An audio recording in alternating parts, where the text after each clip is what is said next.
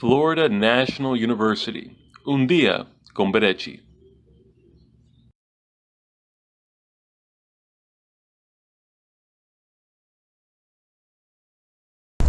Muy buenas tardes, nos encontramos aquí en la silla VIP con Dr. José Pérez y Sayonara Cantillo, desde los estudios en Florida National University. En el día de hoy tengo un invitado muy especial, sobre todo que te trae un mensaje bastante poderoso de éxito, de profesionalismo y sobre todo de una mente positiva que fue capaz de vencer la muerte.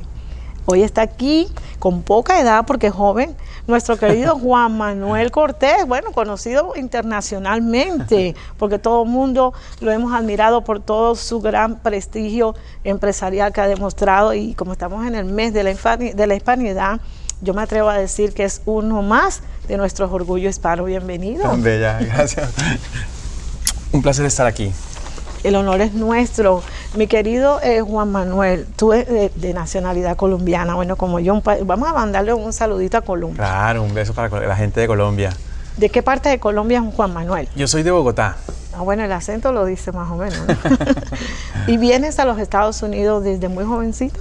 Yo llegué aquí cuando tenía 24 años, creo. Yo ahora tengo 45, esto fue hace 20. Llegué en enero del año 2000, justamente. Wow, ya tienes mucho tiempo aquí, Pues viniste sí, muy ya, jovencito. ya casi la mitad de mi vida. Y de profesión eres comunicador. Así es, yo estudié comunicación social en la Universidad Javeriana. Y inicialmente me dedicaba a las relaciones públicas, pero yo realmente quería ser periodista, que es lo que desde niño quise ser, y bueno, se cumplió. Juan Manuel, casado, soltero, comprometido para esa bella Yo soltero. dama. Soltero y a la orden. Porque allá, imagínate, todo el mundo está pendiente. Juan Manuel, cuando tú dices desde niño, ¿desde qué edad empiezas a inclinarte por el mundo del periodismo? ¿Te llamaba la atención la televisión? ¿O como un muchacho así? Mira, yo cuando tenía 7 años conocí a un periodista que tenía un noticiero en aquella época que se llamaba Alberto Acosta, que en paz descanse, y él tenía, fui con mis papás y conocí a sus amigos periodistas, que estaba Juan Gozaín, claro. Y otros periodistas que no me acuerdo sus nombres, pero me atrajo muchísimo lo que ellos hacían. Me atrajo muchísimo el tema de hacer televisión, de ser periodista. Y en ese momento se me metió en la cabeza. A mí me preguntaban antes qué quería hacer yo, si tú sabes, los niños siempre, que si bombero, arquitecto, médico, y cuando conocí esa profesión me enamoré de eso. O sea, nunca pensaste en otra, siempre en esa. A partir de los 7 años yo creo que nunca cambié mi mente. Wow.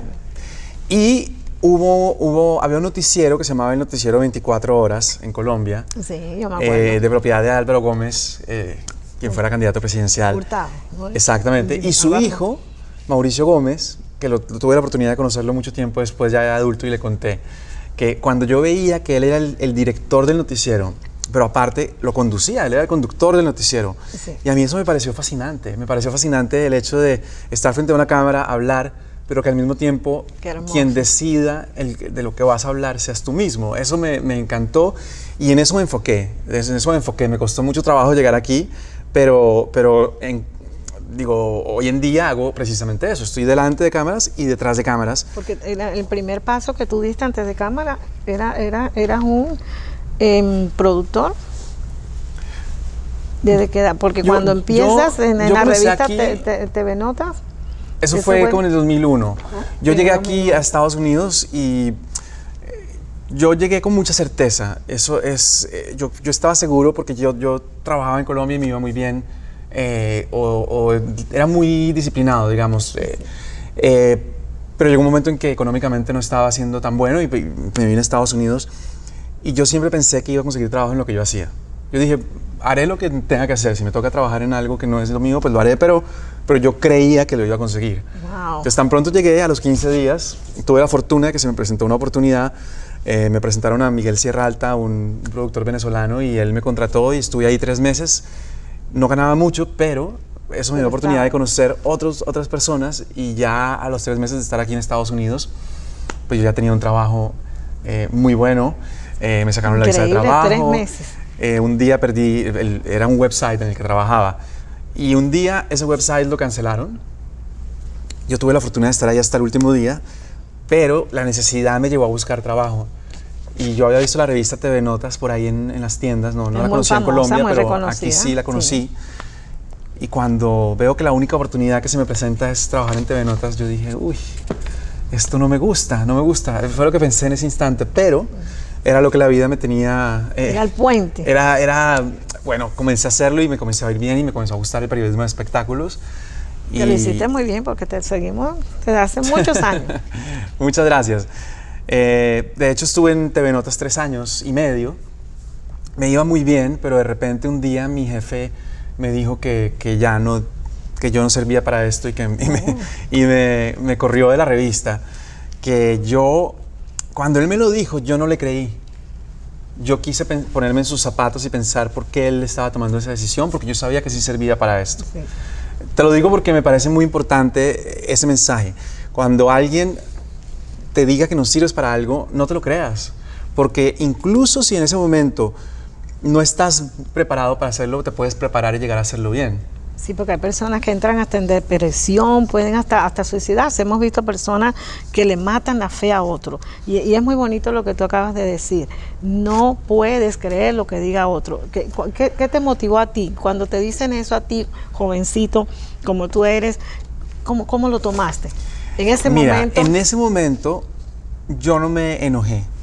Yo fui paciente. No enojarse. Lo vi y entendí que lo que me estaba diciendo no le estaba saliendo del corazón. Quizás era una justificación que él necesitaba para que yo no estuviera ahí en ese momento. Quizás no era lo indicado, no sé qué pasó, pero yo llevaba tiempo en una situación en esa oficina que había una muy mala vibra. No te voy a decir que es culpa de nadie, de alguien en particular, simplemente éramos más jovencitos y los que estábamos ahí no sé, había como envidia. Porque a lo mejor era más dinámico. A mí me nombraron, yo era periodista de la revista y de repente me nombraron jefe de información y comencé a sentir mucho chisme y cosita por detrás que dicen de ti y no te lo dicen en la cara y me comencé a sentir mal y yo le decía, Dios mío, yo quiero otro trabajo y me la pasé repitiéndolo en mi mente. Y hay que tener cuidado con lo que uno dice, porque lo que tú lanzas al universo es una energía que tus palabras tienen poder. La palabra tiene poder. Y efectivamente, pues perdí el trabajo. Pero era... Porque tenías que irte. Tenía que ir. En aquella época yo estaba caminando por Lincoln Road y de repente una persona me da un flyer de Kabbalah. Y yo leo Kabbalah y digo, mira, habla de luz. Había escuchado algo de Kabbalah porque Madonna hablaba de Kabbalah. Y fui al centro de Kabbalah y lo primero de lo que me hablan es de la envidia, que era justo el tema, como dicen en Kabbalah, el mal de ojo. Sí. Y entonces comencé a entender que cuando alguien te envidia, ya se te estaba manifestando o cuando tú envidias a alguien, estás creando una capa de negatividad que no permite que llegue la luz. Y entonces, bueno, lo primero, comencé a trabajar en eso, y cuando perdí el trabajo, en Kabbalah nos enseñan el tema de cómo reaccionar frente a la adversidad, que no te puedes, o sea, en el momento en que me despiden de TV Notas, si yo me hubiera molestado y me hubiera puesto con sentimiento de víctima, porque a mí, si yo soy tan bueno en lo que hago, porque eso hubiera frustrado mi avance. Pero como yo no le creí a la persona que me corrió, yo en ese momento me dediqué a trabajar para conseguir dinero para poder sobrevivir y comencé a venderle notas, reportajes a la revista TV y Novelas de México. Yo estaba aquí en TV Notas Estados Unidos y comencé a venderle tantas notas en un lapso de 2 meses que llegó un momento en que el director de la revista en México, que era Chucho Gallegos, me dijo, estaban buscando un director para la revista de Estados Unidos, TV y Novelas de Estados Unidos. Y cuando él me llama, porque ya le salía más barato contratarme fijo que estarme pagando por nota. Claro. Y claro, ahí entendí todo, porque en el centro de Kabbalah me habían dado el ejemplo. El ejemplo de un alumno que comienza a estudiar Kabbalah, que comienza a meterse en el tema de la espiritualidad y de repente pierde su trabajo. Entonces yo me identifiqué mucho con ese ejemplo, pero mira qué trabajo perdió. Esa persona llega donde su maestro, le dice, no entiendo, porque si me he vuelto espiritual, ¿y por qué entonces la vida me trae algo tan negativo como perder mi trabajo? A la semana siguiente, 2 aviones chocan con los edificios, caen los edificios en Nueva York, las Torres Gemelas. Las Torres Gemelas. Y él tenía que perder fuerte. ese trabajo para no morir. Para no morir. Porque él se salvó su vida por haber perdido el trabajo. Entonces, cuando tú ves que detrás de un obstáculo hay una bendición siempre, lo que tienes que dedicarte es a pensar cómo encuentro, qué bendición posible puedo encontrar en algo que para mí en ese instante puede ser trágico como perder el trabajo. Pues precisamente era lo que venía, que era conseguir un mejor trabajo, con un mejor sueldo, con una mejor posición, en una mejor revista, y que me cambió la vida. Me cambió la vida de una manera radical. Estuve en TV y novelas como director durante casi 8 años, 7 años y medio. Y yo en todo ese tiempo me fue muy bien en TV y novelas. La revista se comenzó a vender muchísimo y gracias a Dios, pues éxito, sí, en un momento en que las ventas de las revistas como que iban para abajo, pero nos fue muy bien. Y eso llevó una cosa a la otra, me comenzaron a invitar a muchos programas de televisión en donde yo iba a hablar de las exclusivas que tenía la revista. Sí, y muchos programas, todos fueron reconocidos.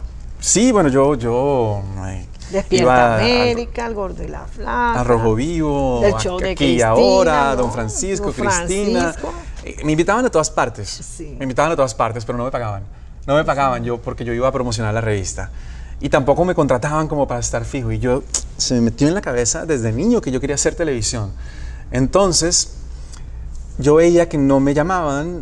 De repente un día dije, hombre, hay que decir las cosas. Porque no me puedo quedar sentado esperando que alguien descubra mi talento. Wow. ¿Verdad? Ese mensaje Así me gusta. Hay que decir las cosas. Y me acuerdo que llamé a Luz María Doria, que hoy es productora ejecutiva de Despierta América, y le dije, ella estaba haciendo un programa que se llamaba La Tijera, y yo sabía que estaban haciendo castings, y ellos me invitaban mucho al otro programa que producía ella, Escándalo TV, y yo decía, ¿por qué no me llaman a mí? Y luego me di cuenta que uno no puede esperar a que la gente te llame, tú tienes que... Era tan fácil agarrar el teléfono, algo muy sencillo, y decirle, Luzma, ¿por qué no me hacen casting a mí? O sea que tú eras predispuesto. Y en ese instante me dijo, claro, ven mañana. Y no me hizo casting, me puso de una vez ahí. No estaba contratado a tiempo completo. Y todavía yo, frente a una cámara, no sabía desenvolverme como sé desenvolverme hoy. Y seguramente el día de mañana lo haré mejor, pero en ese momento era quizás muy débil mi proyección ante la cámara. Pero aún así me llamaban y comencé a ir a La Tijera. Yo oía mucha gente que decía que yo no servía para esto, que quizás no como para ser un conductor, de repente como invitado nada más. Y yo dije, no, yo tengo que poder. Y me di cuenta que yo tenía que ser mi propio productor para poder estar en televisión. Increíble. O sea, crear mi propio producto. Y yo tengo un amigo que se llama Carlos Mesver, que siempre me había hablado de hacer algo en televisión juntos. Entonces, en el momento en que Carlos me llama, pues él tiene tenía un proyecto que era con entrevistas a gente de telenovelas, actores que contaban toda su vida y me dijo que me metiera en el proyecto. Me metí y comencé digamos que le dimos un poco una vuelta a lo que estaba inicialmente planteado y se convirtió en un programa que contaba todo lo que pasaba detrás de cámaras, los dramas de la vida real detrás de cámaras en las telenovelas. Entrevisté mucha gente.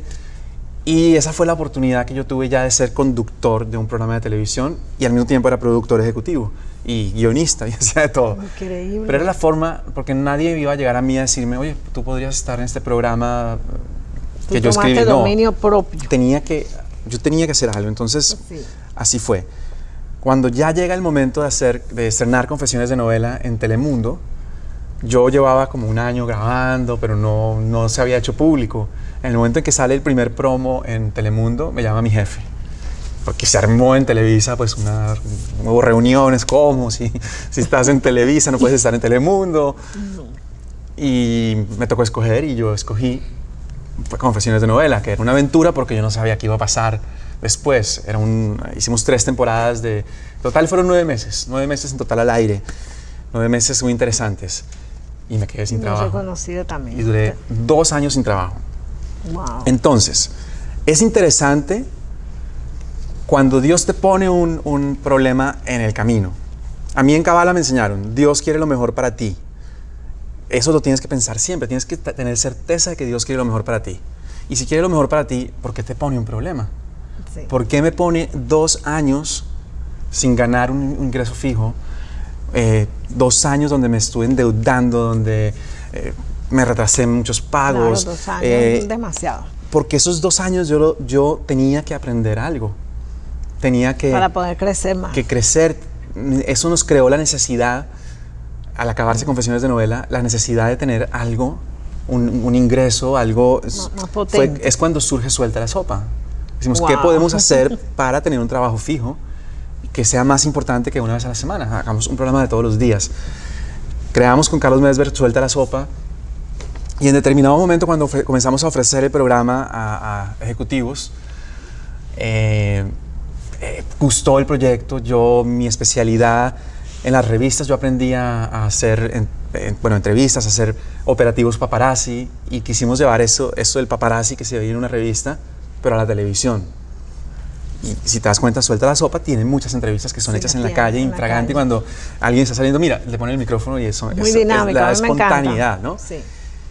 El caso es que cuando ya les ha gustado el proyecto a uno, otro ejecutivo, otro, y esos dan muchas vueltas, y de repente la cabeza de ese momento dice, no, Juan Manuel suena muy colombiano, él no sirve para estar en televisión. Siempre te ponían, ¿verdad? Y Algo antes de para- eso, antes ya me ha pasado antes, antes de hacer Confesiones de Novela, también alguien le dijo a Carlos Mesver, no, él Que es no colombiano, él debe ser mexicano. Y yo no entendía, porque hay mucha gente que no es mexicana en televisión, ¿no? Sí. Entonces yo, Por el acento, ¿no?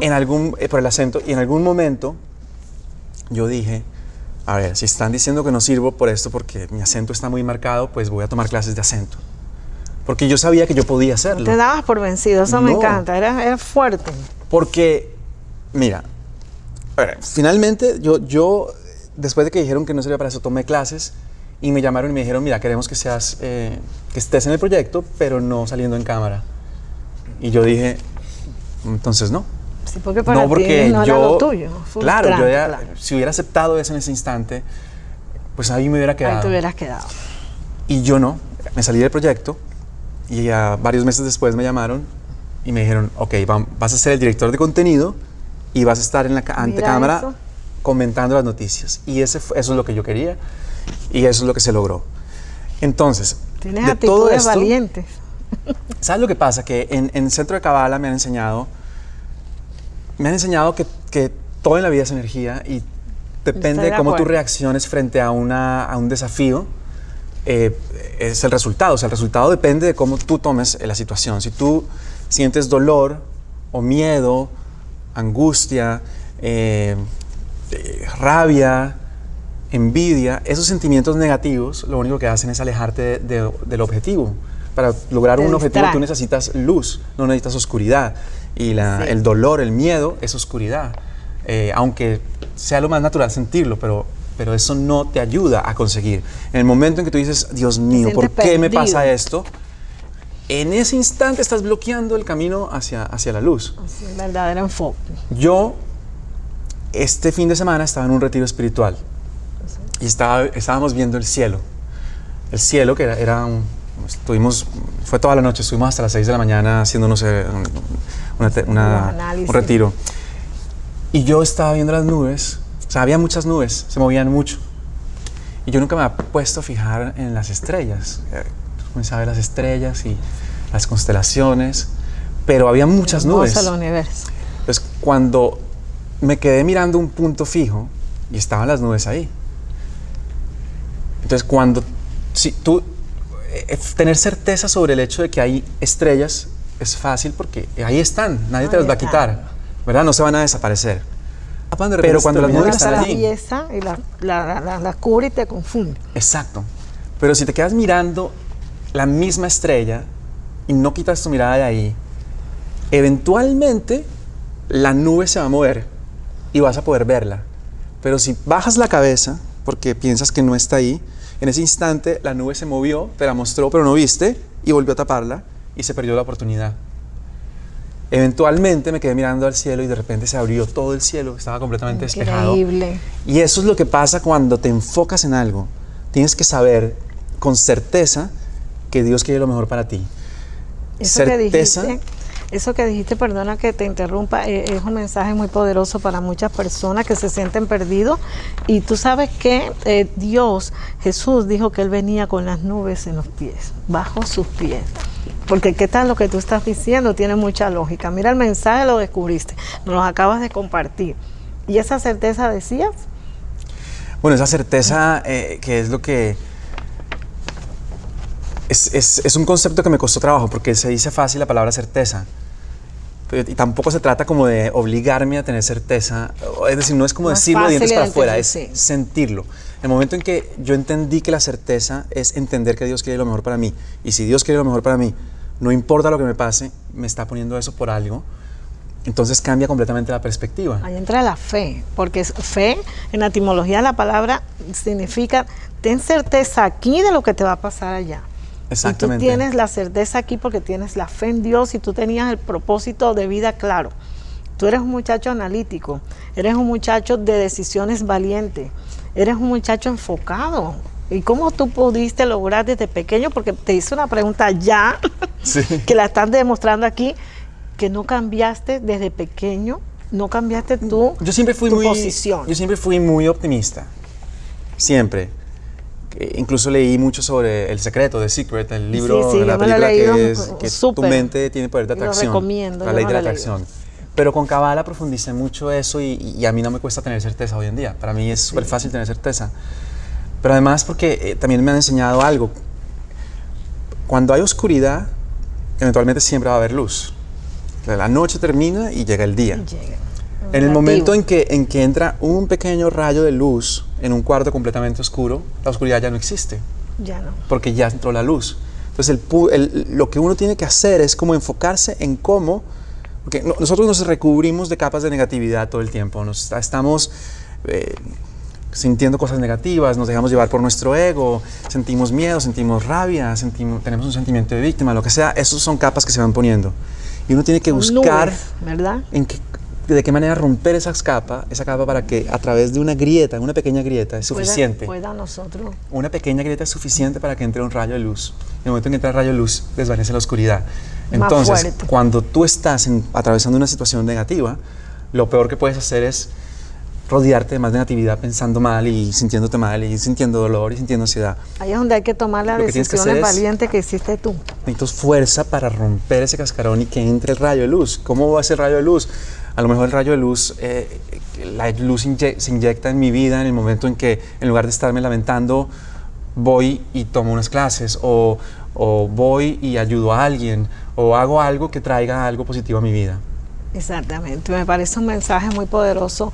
Y ahora que entramos en esto, porque en mis notas yo tengo que tú pudiste vencer prácticamente con el poder mental, el positivismo, una enfermedad tan fuerte que ha matado, vamos a hablar claro, a muchos de nuestros artistas también. Constantemente estamos viendo niños que sufren de cáncer.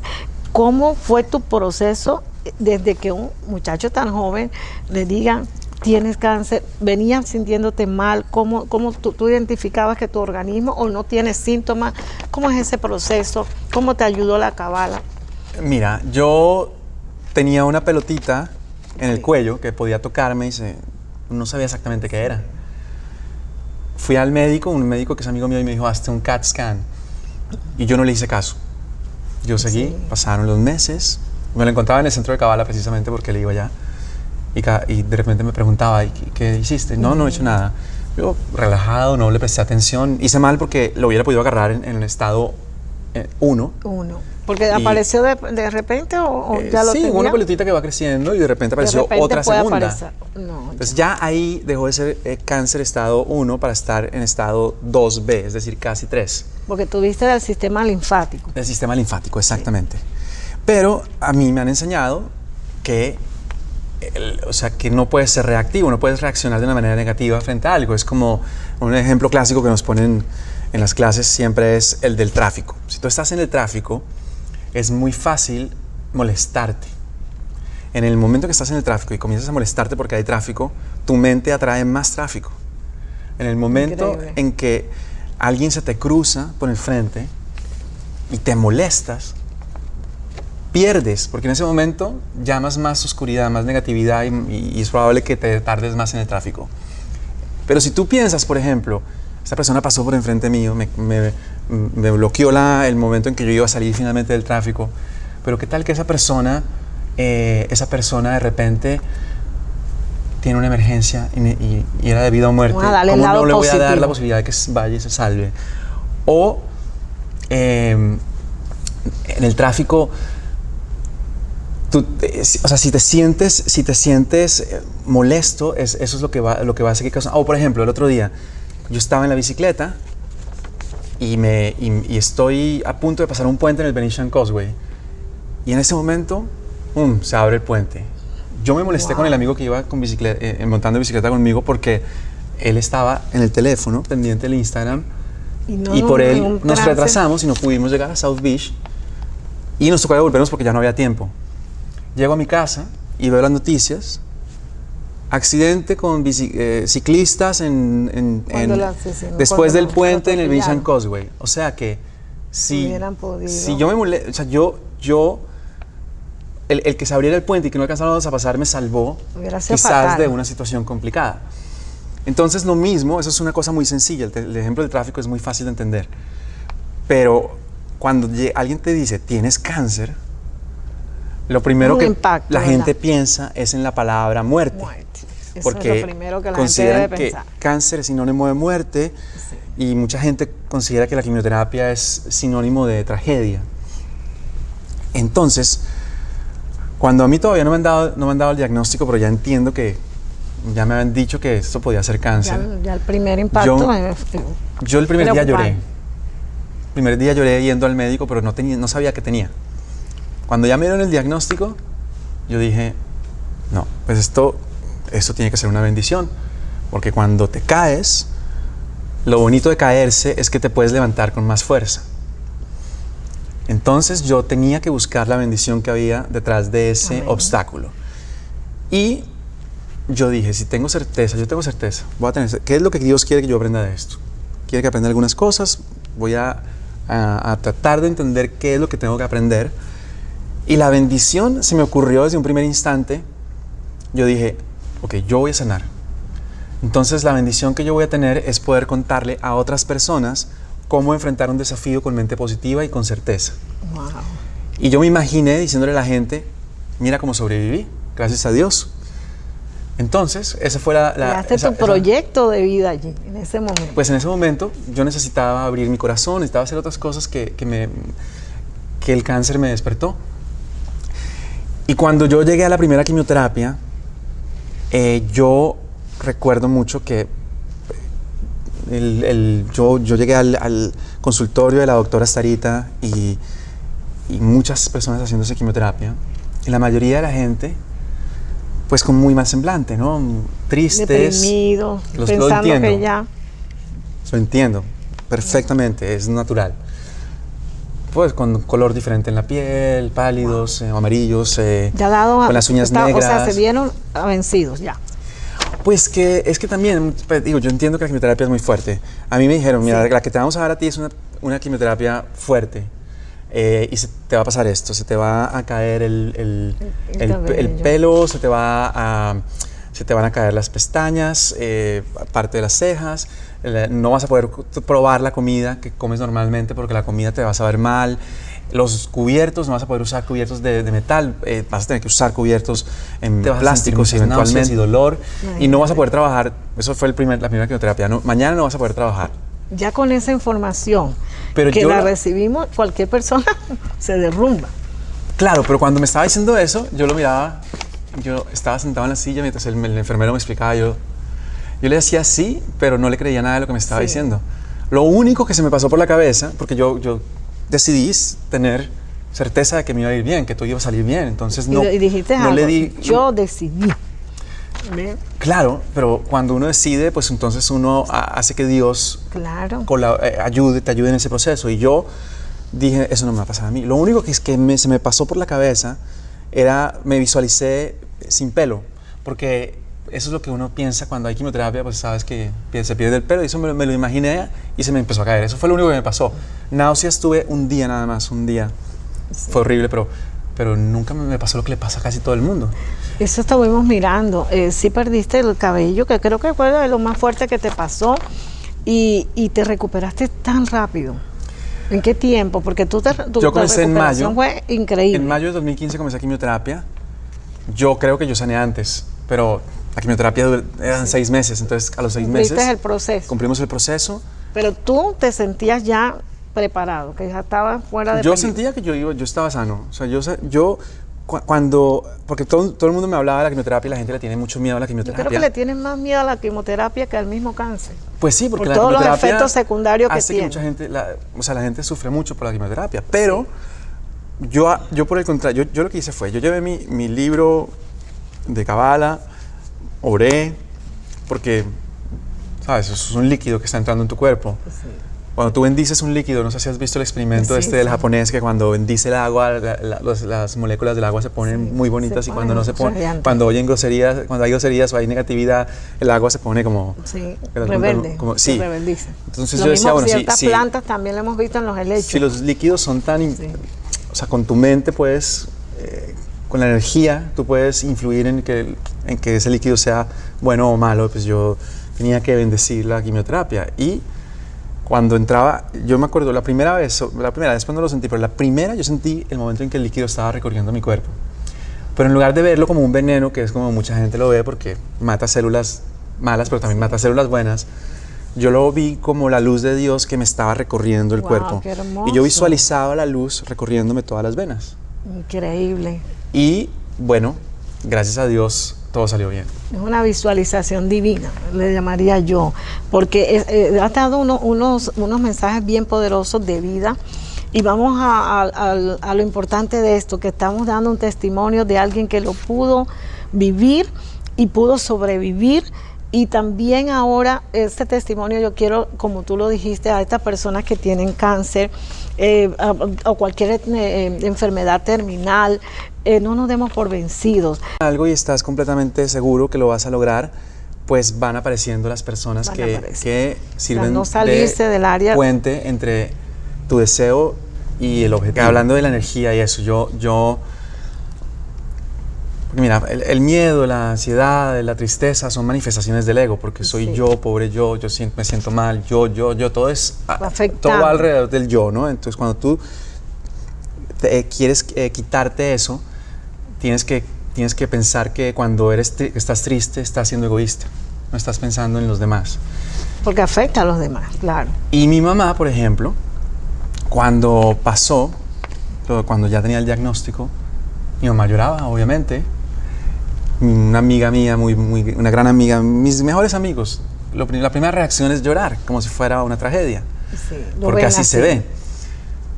Entonces, gran parte de mi trabajo, y yo lo digo aquí porque quiero que la gente que tenga, porque nos están viendo personas que a lo mejor están pasando por esa situación, ya sea porque están enfermos o porque un familiar está enfermo. Lo peor que puede hacer un familiar de un enfermo es llenarse de negatividad, de pesimismo. Porque eso es energía.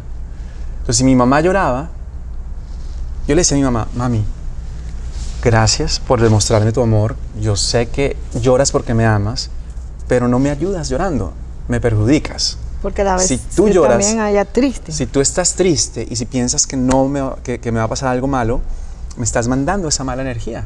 Sí. Sé que no es tu intención, y así se lo dije a persona por persona. Necesito que tengas la misma certeza que tengo yo de que yo voy a sanar. Necesito que tú también pienses que yo voy a sanar, para que estemos todos como en una sintonía, en una vibración alta de energía positiva, para poder sanar. Y eso creo que fue muy difícil hacer que mis seres queridos cambiaran de mentalidad, pero lo hicieron. Lo lograste. Y eso me ayudó mucho a llegar a la meta. ¿Y el único que practica la Kabbalah en tu familia eres tú, o hoy en día ellos también están? No, fíjate que mi mamá practica una disciplina espiritual que se llama Mahikari. Es una disciplina espiritual japonesa, que por cierto acaba de cumplir 60 años. Sí. Pero es una disciplina espiritual que usan las manos para sanar, para transmitir luz. como una especie de Reiki, pero es algo diferente. Muy diferente. Y yo, bueno, yo he experimentado cuando mi mamá me da la luz, siento las cosquillas, o sea, se siente la Porque todo energía está entrando en tu basado en la cuerpo. energía. Científicamente hablando, lo vemos. Si defragmentamos la materia, vamos a llegar a campos energéticos. Y la vida de nosotros es celular. Y eso que tú estás diciendo, ¿por qué hay sincronización en tu familia? Porque tu mamá también está estudiando la energía. Está estudiando la espiritualidad divina. Sayonara, es lo mismo. O sea, yo estudio Kabbalah, ella estudia Mahikari, pero al final hacemos ejercicios muy parecidos de espirituales. O sea, como que al final todo se trata, yo creo que de eso se trata Dios, amar desinteresadamente a los demás, al prójimo, ¿no? Todo tiene que ver con amor y con energía y al final no importa qué es lo que estudies, interior. Pero lo importante es que cultives tu espíritu, que vayas, porque sí, el mundo es energía y hay que saber cómo manejarla, porque tú puedes, ahí está la conexión, ¿cómo se llama? El enchufe, para ponerla, enchufar algo. Tú puedes, en la corriente eléctrica, tú puedes meter el dedo y te quemas, te electrocutas. Pero si conectas algo, le das la energía que necesita para funcionar un aparato eléctrico. Entonces, tienes que saber cómo acceder a la energía, cuál es la manera correcta, y eso, pues eso es una cosa que en una disciplina espiritual, sea cual sea, pues lo aprendes. Y a mí me gusta todo lo que has dicho porque, bueno, yo tengo un proyecto que es de teología y ciencia, pronto lo vamos a estar exponiendo, y este proyecto para mí es importante. ¿Por qué? Porque nosotros tenemos que aprender, como dice Juan Manuel, a identificar la energía, en qué momento nosotros podemos nivelar nuestro espíritu, conseguir la paz interior, que esa es una de las cosas que hoy en día cuesta tanto en el ser humano, empezando por ti mismo. Si tú no tienes un equilibrio, si tú no tienes una paz interna, tú siempre vas a dar negatividades, vas a tener miedo. Pero ¿cuál es la esencia? Un mensajito de la esencia de transmitir al universo. ¿Cómo lo reduce? La directora del Centro de Kabbalah dice que si puede definir en una frase lo que es Kabbalah es: ama a tu prójimo como a ti mismo. Pero yo diría que Kabbalah es como es un conjunto de conocimientos de cómo funciona el universo. ¡Wow! Hermoso. Y cuando que te da herramientas para poder navegar por el universo de una manera mucho más iluminada. O sea, es como si te vas en un barco necesitas un mapa, o si te vas en el carro necesitas el GPS. Entonces, Kabbalah es como un GPS, te dice por aquí no, por aquí sí. Y si haces esto, o sea, si compartes con gente, si ayudas a alguien, eso se va a regresar, porque hay ley de causa y efecto. Si haces restricción y de repente, no sé, tienes un mal hábito de comer demasiado chocolate, por ejemplo, y eso le hace daño a tu salud. Y si haces restricción, eso que te genera negatividad en tu cuerpo, el resultado va a ser que vas a inyectar luz en tu vida. Entonces son como muchas cositas, de herramientas de cómo conectar. Por ejemplo, unas cosas que en Kabbalah nos enseñan es que cuando te despiertas, eso me lo enseñó mi amiga Janet Pedroso, que me hizo hipnoterapia durante el proceso de la quimioterapia para cosas que yo necesitaba sanar por dentro, para poder sanar, espiritualmente, para poder sanar físicamente. Aprendí, fue que en el proceso de quimioterapia, que cuando me despertara, me dijeron: lo primero que tienes que hacer al despertarte es hacer esta oración. Es una oración en hebreo que básicamente quiere decir: Dios mío, gracias por un día más de vida, gracias por devolver mi alma a mi cuerpo. Wow. Y eso es lo primero que hago cuando abro los ojos. Me aprendí la oración en hebreo y lo primero que hago es Modéani lefaneja melejá y bejam sharte misam tibej en la rama noteja. Entonces yo de niño, en algunos momentos que yo sufrí mucho de niño bullying, y yo en algún momento tuve pensamientos suicidas siendo niño. Ya han pasado muchos años. Entonces a mí me tocó pedirle perdón a Dios por haberme querido quitar la vida, o haber pensado. Nunca lo intenté, pero lo pensé muchas veces, porque yo en este momento le estaba diciendo a Dios: Dios, dame vida. Perdóname por haber dicho eso cuando era niño, por haberlo pensado.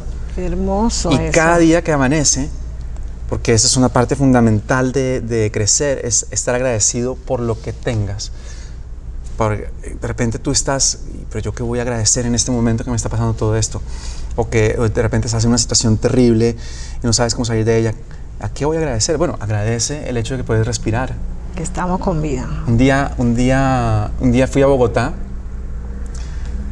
y estaba en la Avenida 30, que es llena de buses y mucho smog y mucha contaminación. En Bogotá, eso y de repente terrible. me acuerdo que yo iba con un amigo de Miami que se tapó la cara porque no, y yo, verdad, yo me tapé la nariz porque no, era muy insoportable la contaminación. smog. Y en ese momento dije, yo nunca agradezco por el aire de Miami. Si el aire de Miami es divino. Es divino, Entonces, es transparente.